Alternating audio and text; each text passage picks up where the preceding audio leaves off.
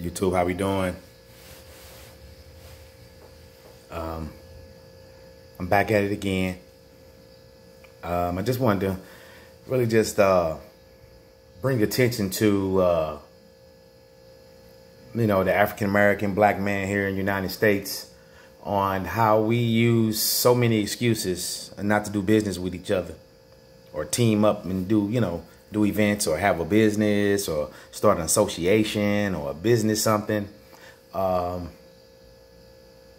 And I think we need to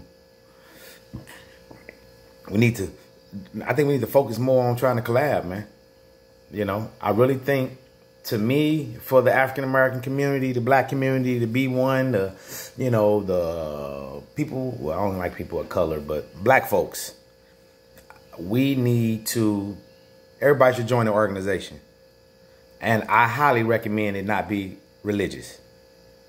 I highly recommend it not be. If you have to be, cool, but if you can understand that you black first, or you about your people first before religion or anything, then if you're strong enough mentally to do that, then it's all good. Join the church, because you might be able to bring some people with you. But if you're gonna say a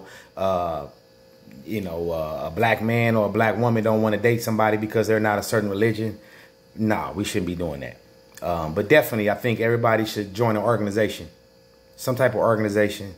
And I think just working in that organization, because I'm sure it's a lot of us out here who's hard workers, good thinkers, and somewhat good working with other people.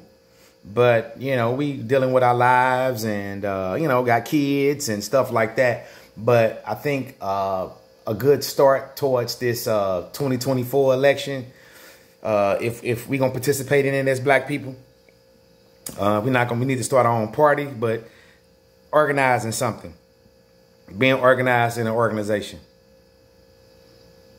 And then, another organization, we team up, partner up 4 or 5 deep, and then go to other cities, and we all come up under some type of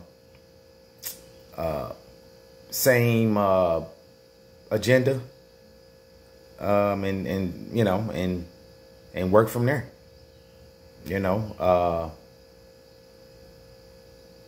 Somewhat like the civil rights movement. We had all the different Rainbow Coalition. You had the NAACP, Southern Baptist Conference, Deacons of Defense, Panthers, and we had the Nation. The Nation came in 1916, 20, something like that. And so, yeah, they, of course, in the 60s, the Nation was around. But if I'm mistaken, the Nation actually wasn't nowhere to be found, somewhat, as a whole.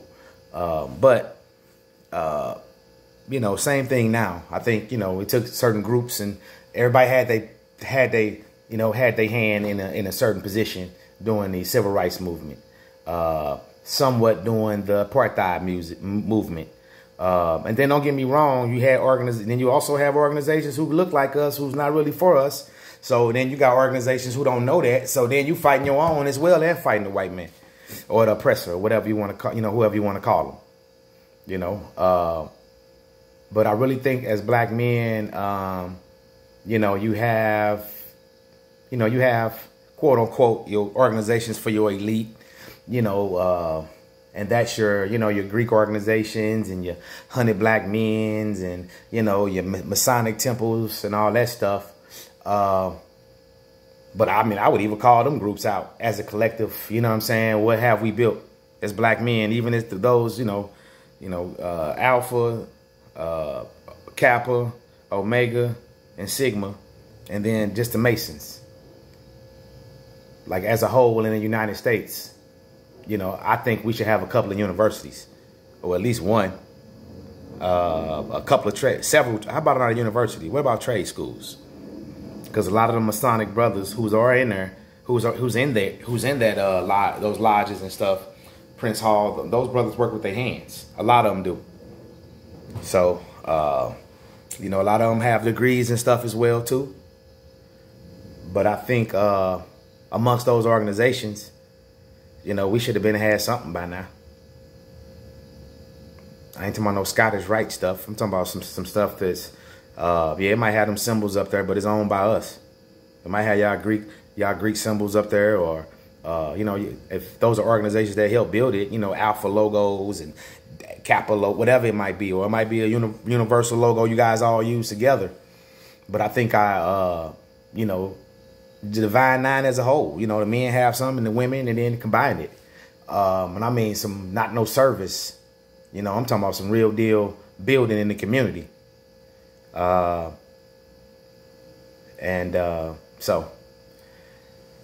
I just came right back with another video. So, you know, I just came in from Home Depot again, working on this house. You know, house was made, it was built in 1904. No, I'm sorry, 1896. So this is an old house. And they started building these houses over here. Let's see, 1906. No, this house was built in 1904. And I think the World's Fair was in 1906. But they started building these houses over here because people was coming to the World's Fair and they wanted them to have nice houses to look at.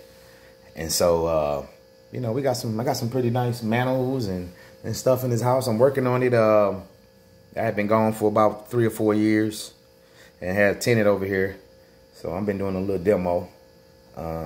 Just took the floors up, took the drop ceiling down in the little area where it was, where we got a lot of plumbing running from upstairs, and just kind of clean that up. And probably just put the drop ceiling back up, but here in the kitchen we put a new ceiling up.